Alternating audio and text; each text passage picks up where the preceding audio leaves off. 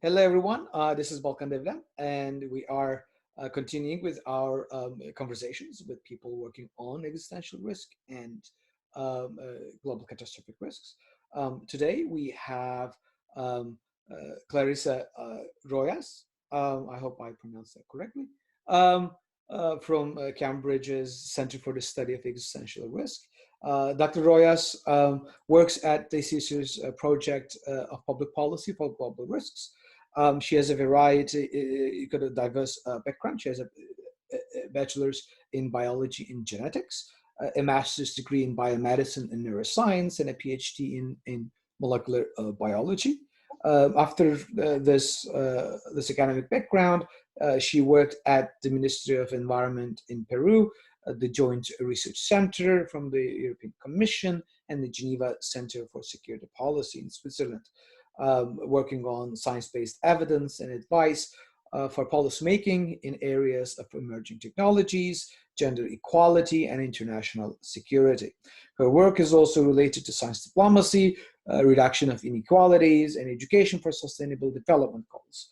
Furthermore, she has been recognized as an Eisenhower Fellow, a UN Women Champion for Change, a UNESCO delegate, an emerging leader at the Atlantic Dialogues, a fellow at the Asian Forum for Global Governance, an advisor at Women Economic Forum, and as a co-lead of Science Advice Working Group at the Global Young Economy. As you can see, I can think no one else that is fit to talk about how we can bring science-based advice to a variety of forums than Dr. Rojas. Clarissa, thanks for coming onto this. Thank you for inviting me, and I'm very happy to be connected to you and through you to your students in Copenhagen. So hello everyone. I hope that you feel comfortable to approach me after this interview as well. And as you mentioned, I'm at Cambridge University now, and I'm from Peru. Excellent. Thank you so much. So let me start, Clarissa, by asking you, I mean, I did read a little bit about your bio, but give us a little bit more on your background and how you end up how did you come from molecular biology to existential risk? How did you end up in the field? Yes, I think that all my life I thought that I will win the Nobel Prize of Physiology and Medicine. You know, that was my goal. And I wanted to be a hard scientist working in the lab until I was very old and I couldn't do it. But the world changes and we change with it. And what happened during my PhD was that during the last year, I guess as a way to escape my PhD a bit, I founded an organization called Papalec, which offers free mentoring for Latin American students and young professionals. Mm-hmm. So believe it or not, that little thing really changed my life because I thought that I was helping people through it, but it actually helped me to change my vision about the world and my work and what I wanted to do. So I realized that many policies in education have to change because there is a lack of mentoring, networking, support for students that don't have enough money to look for professional opportunities. So I think that was the moment when I got interested in policy. And then I started thinking if what I want to do with my journey was to continue working in a lab, or if I think that I could make a bigger impact through policy. So that's how I started taking courses on science diplomacy, going to conferences that were completely outside molecular biology, international relations. I went to the Atlantic Dialogues, to the Asian Forum for Global Governance, and they are really great for us because they work in a very interdisciplinary world.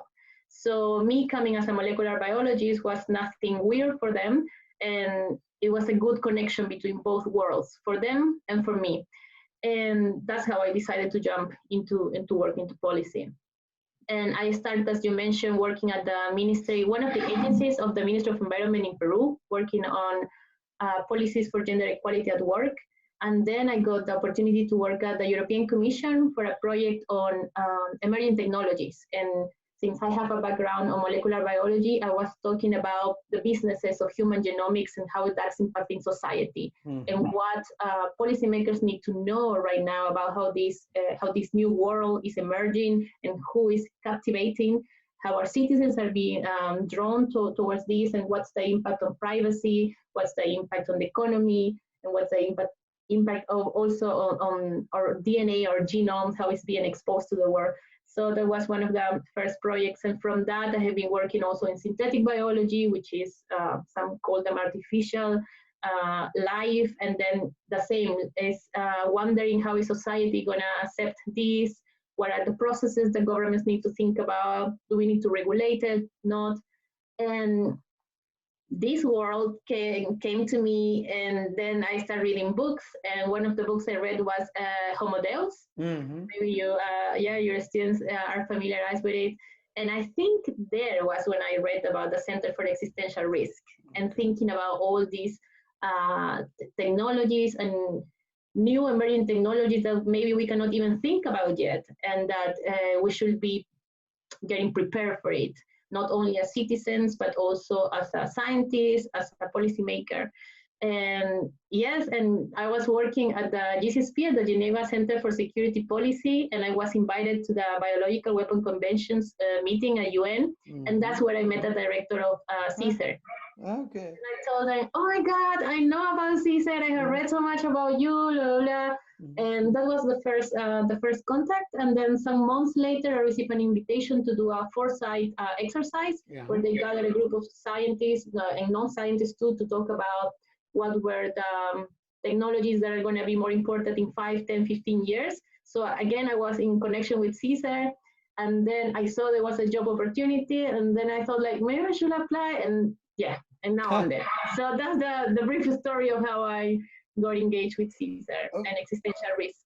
Fascinating. I mean, it also shows, I think, that how you can get to this field from a multiplicity of ways, and in a way, it's the sort of the importance of curiosity, one thing leading to the other, and then the other one forwarding. Exactly. So it's fascinating. I mean, I had the chance to talk with Catherine as well, and she also described her way of getting it through the works on biological weapons and concerns about inequality. That seems to be also an interesting common thread across different scholars. Concerns, these ethical concerns, particularly about the impact of both the current and the future generations, and that seems to be bringing a lot of people into this field. And I think the students listening to this and watching to this will probably also get a sense that there are multiple pathways to contribute to this field. It's very interdisciplinary, as you mentioned. So now, someone working on a broad range of things that are actually relevant to existential and global catastrophic risk, from emerging technologies to the impact of it and how we get into it. What do you see as someone who is more sort of getting into it recently compared to, say, I don't know, Nick Bostrom, for example, into this field? What do you see as sort of the crucial issues that are being discussed right now in the field? Well, from a personal perspective, I'm very attached to climate change because of all the scientific evidences have been provided during the years. And then after that one, I guess my favorite / most concern topic will be the development of artificial intelligence, and when it goes to the next step, which is super intelligence, and then what's going to happen after we reach that point. So I think that for me, those topics are very close to my heart. I think that climate change is it's not gonna hit us first. I mean, it's already hitting us, I think, but not at the level that needs to be in order for everyone to really do something bigger about it. And I see what is happening with the COVID-19 crisis, a little bit of what could happen when a big event like that it's happening somewhere in the world, and it spreads around, and it involves so many different systems like food security, migration, and so on, right? Sometimes we are very, I think, superficial when we are analyzing a topic, right? We think about climate change, and we think about the weather, and we think about floods, but then we don't think about how all the systems are interconnected and how this is gonna, it can go out of hands. Yeah. So we are seeing it with the COVID-19, and I think that's a good example for anyone that is interested on these topics to think about what could be next, what are the steps that need to be taken as prevention. If it happens in 3 months, what is the mitigation process that should be happening, the international collaboration, and all these things. So yes, so I think that in the sense of climate change and on the sense of artificial intelligence, I feel that it's still too far away from the citizens. It's still too far away from the concern of people, right? Yes. You will hear when sometimes talk about it, some people will say like, yeah, but my phone is still, I cannot have a normal Skype conversation, and so the robots are never gonna happen. So I mean, that's also is funny. I laugh about it, but I also think like, I think we're doing very bad in science communication, because we are really not explaining that these things are completely different things, completely different systems.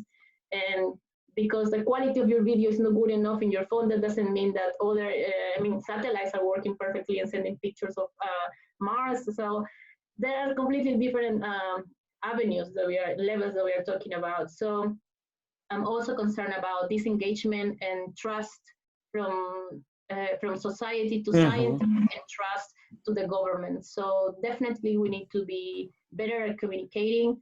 And we are seeing it as well during this COVID-19 crisis, how are different prime ministers or presidents communicating, how is that being taken by the citizens, what are the best ways, is it good if a president comes every day, or maybe it's better if it comes every 2 weeks, and so on. So, I mean, these things are really going to teach us many, many lessons, and I hope that professionals and students from different fields can tackle them from different ways, from Denmark, from Peru, and then we see how this can be tweaked in the future locally, and how it can be improved internationally.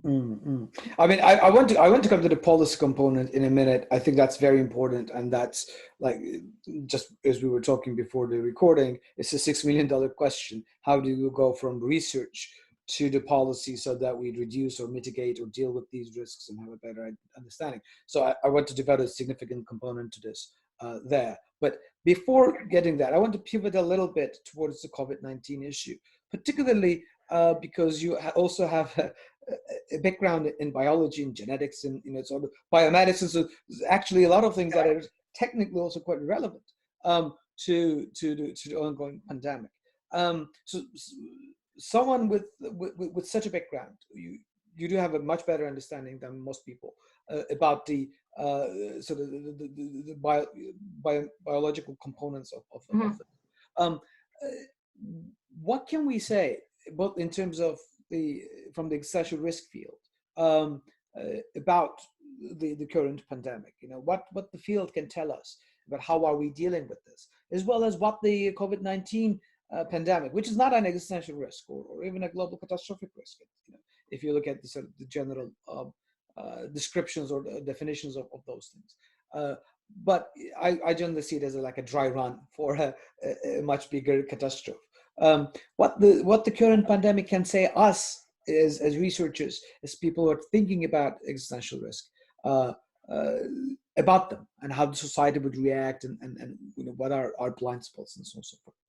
So let's talk a little bit more about COVID-19. That's the problem. Right. I think from your initial question, I get like you would like to know how, as a biologist, I see the whole process. Yeah. I think in that way, I'm fascinated, because since the moment that you have the merging of the COVID-19 in China, and you have the scientists sequencing the genomic, so all that information, putting it in letters, so for scientists all over the world to come and know what's the sequence of this virus, what are the different parts coding for. As you might have seen the picture, it's a circle with a spike, so everything is, so everything is written in this sequence, and that's something that probably in the last huge pandemics in the 1920s, so we didn't have all these biotechnology, or all the field of genomics is being so advanced. That's one point. The other thing that I like a lot is how technology has been repurposed now to fight COVID-19. Recently, I did a webinar about that. For example, how 3D printing is now being used for doing the mask, how AI and machine learning is being used to gather a lot of information in pictures of the lungs from the MRIs of patients to try to find a way how to have a new testing to see like, this is someone that is suffering from COVID-19. And then in terms of therapeutics and vaccines, in the past we had to wait decades. Now we're talking about 2021. Why? Because we have new emerging technologies like nanoparticles that are shaping the shape or imitating the shape of how the virus looks like, and then perfecting it so when it goes into our body, it can be recognized and so on. So there are many examples. Is it realistic to expect that we could have a safe and sort of available vaccine by this year, next time? So there are some things that we have to understand. For example, why is it that vaccines take decades sometimes? Because they have to pass so many different filters just to be safe that the secondary effects are not so big that are going to be, worse than the vaccine. But what is happening now is that the crisis has hit us so hard that a lot of investment has gone also, a lot of money has gone into developing these vaccines. And with this technology that I was mentioning of, or like computing power, just to model different type of vaccines and see which one is the one. Before we had to test it in cells, in animals. Now you can just have a mathematical model, by using, again, AI and machine learning, and then you can go faster to which is the set of 50 instead of the set of 500 that you have to test. So this technology has allowed us to do things quicker, but still I think that the process of having a small group and have a control group and then see what happens in 6 months, in 1 year after that has happened, needs to happen, right? So we should be careful also that because we are in a hurry, the quality of the scientific process has to be still respected. And even though we can do things faster, I think that these quality control checking points have to be still be very tough. Yeah, we cannot rush it through. That's, I think, the fundamental. I mean, we can rush certain things on the computer, but we cannot really rush the biological clock in that way, I guess. Yes. To make sure that this is actually safe. And if I'm not mistaken, the original sort of the SARS virus and the one of the troubles with sort of trying to develop a vaccine was that the initial attempts to develop a vaccine actually made people more susceptible to SARS when it was tried, and then that was sort of stopped, but the whole thing died off anyway. So the whole process is extremely, I think, important. And even if we manage to develop it in 12 to 18 months, that would be a huge record, right? Yes, definitely. Yeah, I know that many companies are already testing their vaccines in May and other ones in June with a small subset of individuals and patients that are volunteers. And I think you can go to Twitter and follow up. These people are really saying day by day what is happening, and that's also exciting, right? Yes. It's a good connection. Is science communication, is testing, and so it's really exciting times. And I think that I trust science and I trust scientists to do the right thing. But of course, we need citizens to understand these processes and to be always checking us up. Because, we also need to be checked up. We are all humans. We are all made from the same, mistakes. And it's good to have people that is alert, but that also trust us. And I've seen so many conspiracy theories, and I'm always trying to tell my friends with scientific evidence, this is but still it's a bit hard. It's a bit hard. But the way I see the problem with particularly the conspiracy theories is that they always overestimate people and organizations' competence to do those vast conspiracies. Anyone who is working with broad, any medium or larger institution would tell you that no one and no organization is such efficient and competent to carry out a worldwide conspiracy to be successful. And I think that's a very useful way to pivot to the policy making. which is, I think, is very important. How, so you have experience with that, you are dealing with it, and science diplomacy is an important part of what you do. How do we go from, particularly with regard to existential risk and global catastrophic risk, from research to policy? How, what are the challenges you face? What do you see that seems to work for both the broader public, getting this message to the larger public audiences, but also to the policymakers whose time tend to be quite limited, who have multiple demands on their resources? How do you get from A to B? What seems to work, and what are the challenges you face? I think we can reach that goal by different avenues. Okay. One avenue will be by people in parliament or people in government that are interested on long term, are interested to know more, and they are contacting, for example, at CSER, they are inviting my colleagues and me to talk about what is existential risk, what is global risk. So we have a part of the politicians that are interested about that. For the other part that they are not so many interested on it yet, I think that we can tackle that by citizens pushing for these agendas. So how do we do that? By improving our ways to communicate it with citizens. If we can bring, as you mentioned, academic papers, something that sometimes is so complex and with a jargon, jargon that is so specialized, then we have science communicators. That's a new field within the whole science that is becoming stronger. And they are the ones doing research about how to communicate better as well. And then we also have journalists that have been working in the past translating this type of information for wider public. And we also have ourselves, like we are pure academics, and then maybe we have 1 hour a week and we just use it to write an article for our blog that can be understood by our friends and relatives, and maybe they will talk about that to their friends, and then that's a way to spread the things about that we are talking about now in existential risk and global risk.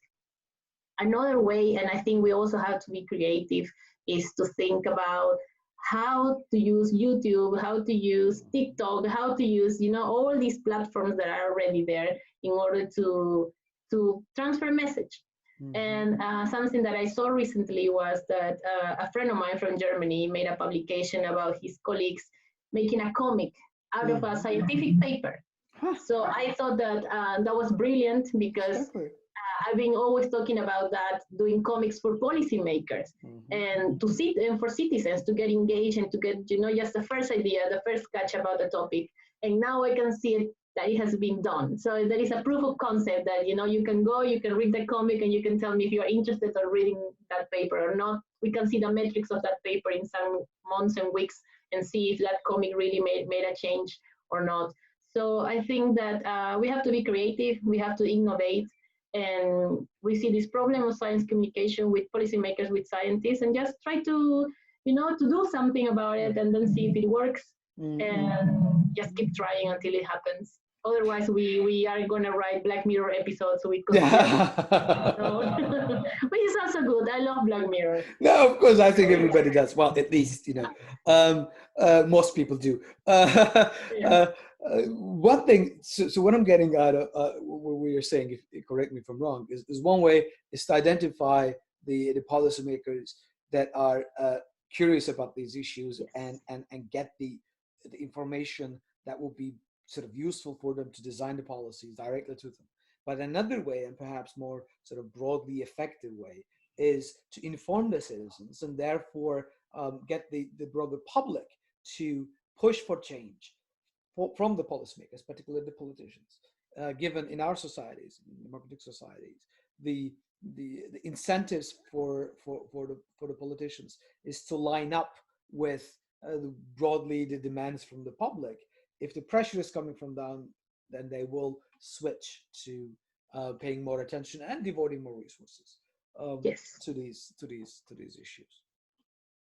So to me, I think that's always sort of the crucial thing, because it's all about limited resources and how you deal with it. And I think, engaging with the public is extremely important, because we're not necessarily human beings, are not necessarily intuitively thinking about these sort of very low probability, high impact events, and take the consequences into account and devote resources to that. And changing that sort of mindset is perhaps a crucial part. And from what I'm hearing, we all do have a role to play, but the scientists, the journalists, the science communicators, and cinematographers. I mean, if you're talking about Black Mirror, yes. I've had many people asking me, do you think this could happen? How can that happen? So I think these are excellent ways to captivate people and to make them wonder and to think also long term what decisions, or what's the future that we don't want. So what do we have to do now to prevent that? So all the players are there. We just need to direct them, and maybe do good collaborations. Imagine doing a great collaboration with Black Mirror or students, in Copenhagen that are working on filmmaking, and then they just make a short video about an academic paper. Yeah, that would be brilliant. That would be absolutely great. So yes. We should think more broadly in that sense. I think is as you point out, be more creative in how we engage, and we should, I think, from what I'm getting again from what you're saying, is that we should realize that we are competing for people's attention with a lot of other stuff, right? So we need to be creative in how we capture that attention. An old school, just here's a 35-page densely written paper, here you go, read it, probably is not going to work anymore. Yes, and this reminds me of my uncle. My uncle is an artist, and he says that if art is not used for changing the world for good, then art is not good enough. That's what he says. I mean, he must have heard it somewhere. But I think that it's not only art, right? It's like every profession. If we just use our knowledge and our passion for our work into doing something that is part of something bigger, then we are connected, then we are maybe feeling better with ourselves. And I think that's what happened to me. I felt that I was working on something that will not have a global impact, and maybe it will reach Latin America in 3 decades. So I thought I need to do something now that I can see some effects now and be part of something bigger. So I think that at some point of our careers, we have to ask if we are really in synchrony with global priorities. And if not, maybe just wonder what will happen with me and my future if I go in that direction. I think that this is a nice sort of way to pivot to another thing I want to ask you. The field of existential risk and global catastrophic risk is quite young, and there are a lot of low-hanging fruit that people are picking and working on it. We're becoming more and more sort of sophisticated in the analysis and thinking of ways, but they're still young, and there's a lot of opportunities, I think, in it, and especially given now with the COVID-19, and people are more sort of alert to the global catastrophic risks or tail risks, broadly speaking. For those people who are interested in either in the research side or in the communication side that wants to do more in this field, what's your advice would be? What kind of skills would you think are promising? What kind of avenues for research or work you find promising in the coming years ahead? I think that skills that will be very helpful for my job right now will be to know how to work in a very interdisciplinary and intergenerational environment. So know how to understand what my colleague or what the MP or what this congresswoman feels and what are her priorities, and then make my own interest shape to that. Sometimes we come with the things that we want them to understand, we want them to know, but if we think about the other way around, like how I can link what I like with what she likes, then I think that's also an awesome skill that is, I think, very well used in diplomacy. right? To connect with people and to anticipate what do they want and what are their values and what are their goals in life and so on. So that's another skill. Other skill is to know how to do a good narrative. I think that not only writing, but when you are doing a webinar or when you are even talking with someone for 2 minutes in a meeting outside a conference or in a cocktail party, and to just let them know what's your passion. In 2 minutes, you just say, and then they remember you. Yeah. And I think that, for example, I believe that's what happened with CSER. I talked very briefly with the director, and then some months later received an email, and I'm like, oh, she remembers me. And she invited me for this foresight exercise online. So I think that's also very key, to know how to deliver a message in a short way. And as you said, we are competing with so many things online, right? So how do we really know that our message is being delivered to the right audience? Yeah. And not just being, spread, and then it becomes a conspiracy theory again. Yeah. So I think, to be savvy in technology, something that I have learned in the past is how to network virtually. Huh. Okay. So, and now it's super useful. Who would have known? So how did you do that? I think it's very relevant right now for a lot of students coming out of this. Could you give like some concrete examples of that? Yes, I can tell you what happened last week. So I was in a webinar from United Nations for disaster risk, and there was one of these speakers talking about something that is very interesting for me. So I wrote a question, and they didn't answer it but what they did was to privately reply to me and told me that, yes, we are interested about this. So I took his name, went to LinkedIn, found him on LinkedIn, on Twitter. I added him in both and wrote them in both platforms. And I said, like, can I have a talk with you, next week and so on. And he told me yes. And then he said, like, yes, because also my colleague from the International Science Council talked to me about you. So, and that's how that happened, because in the past, I also contacted someone from the International Science Council, online. I looked for her email and I talked to her. So step by step, it leads to something if you keep working on it. Yeah. So I think that those are the things that I love. Social media, not only because I can see memes and but also because it allows me to do these things that maybe when I'm in a environment when a lot of people, I'm shy, or I'm I'm actually shy and I don't like networking so much, but I really push myself to do it because I know that the bigger goal is more important. Okay, I think that's a very, very important point. I mean, particularly for people who are more sort of naturally introverts. For me, it was never a problem. I'm a very extrovert guy. I don't have a problem in reaching out, talking, but I can see that, especially given a confined place, it's very hard for people who are not naturally disposed to do that, would even get more into their shells. And I think this point is extremely important, and I really enjoyed the fact that you actually, glad that you brought it up. It does not mean that you need to be all happy-go-lucky extrovert person to do this, but you can, it's even more important if you're not, because you're missing a lot of other opportunities if you're not engaging with it. Yes, and another quick example. I knew that I will have a meeting this week with member of the parliament in UK in a big meeting of 16, 20 people. So what I did in advance was the same thing, LinkedIn, Twitter, and wrote him.